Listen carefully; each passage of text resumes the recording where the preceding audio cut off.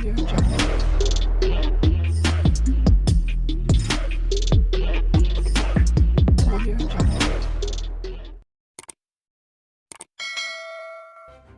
kasih kerana memilih channel ini. Sebelum kita mulakan video ini, sila pertimbangkan untuk menekan butang like, share dan subscribe dan aktifkan butang lonceng anda agar anda sentiasa mendapat info-info percuma pada setiap hari dari channel kami. Dan tinggalkan komen anda kerana komen anda amatlah dihargai.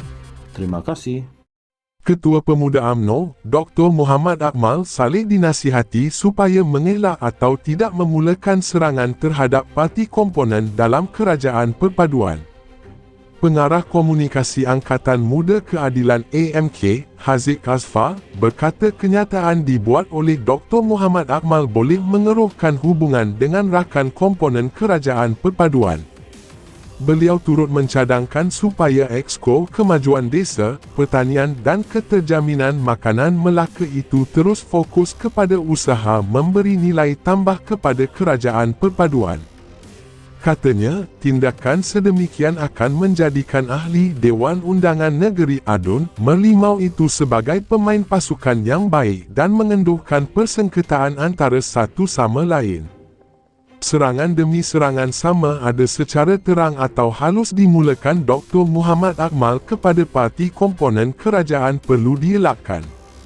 Ketika penilaian rakyat terhadap prestasi kerajaan terus kritikal, beliau tidak boleh mengeruhkan lagi keadaan dengan memulakan bibit provokasi terhadap rakan komponen kerajaan hanya kerana tidak berpuas hati dengan keadaan semasa. Tidak adil buat rakan komponen dalam Kerajaan Perpaduan yang berusaha mengekalkan keharmonian dan saling menghormati ketika pemimpin utama UMNO seperti beliau mengeluarkan kenyataan berupaya mewujudkan syakwasangka antara satu sama lain, katanya. BH semalam melaporkan, pemuda UMNO akan membuat laporan polis di seluruh negara bagi mengesa siasatan terhadap bekas setiausaha publicity DAP, Tony Poa yang didakwa mengeluarkan kenyataan biadab terhadap Yang di-Pertuan Agong. Perkembangan itu dimaklumkan ketuanya, Dr. Muhammad Akmal, susulan keputusan Lembaga Pengampunan memberi pengurangan tempoh hukuman penjara serta denda ke atas bekas Perdana Menteri, Datuk Seri Najib Razak. Kemarin, Tony yang juga bekas ahli Parlimen Petaling Jaya memuat naik beberapa hantaran di Facebooknya selepas keputusan Lembaga Pengampunan terhadap Najib. Lembaga Pengampunan memutuskan untuk memberikan pengurangan 50% bagi hukuman penjara, manakala denda dikurangkan daripada RM210 juta kepada RM50 juta. Najib dijatuhi hukuman penjara 12 tahun dan denda RM210 juta selepas didapati bersalah atas tuduhan salah guna kuasa, pecah amanah dan pengubahan wang haram dana RM42 juta milik SRC International. Ketua Pemuda UMNO, Dr. Muhammad Akmal Saleh dinasihati supaya mengelak atau tidak memulakan serangan terhadap parti komponen dalam Kerajaan Perpaduan. Pengarah Komunikasi Angkatan Muda Keadilan AMK, Haziq Azfar, berkata kenyataan dibuat oleh Dr. Muhammad Akmal boleh mengeruhkan hubungan dengan rakan komponen Kerajaan Perpaduan. Beliau turut mencadangkan supaya Exco Kemajuan Desa, Pertanian dan Keterjaminan Makanan Melaka itu terus fokus kepada usaha memberi nilai tambah kepada Kerajaan Perpaduan. Katanya, tindakan sedemikian akan menjadikan ahli Dewan Undangan Negeri ADUN melimau itu sebagai pemain pasukan yang baik dan mengenduhkan persengketaan antara satu sama lain. Serangan demi serangan sama ada secara terang atau halus dimulakan Dr. Muhammad Akmal kepada parti komponen kerajaan perlu dielakkan.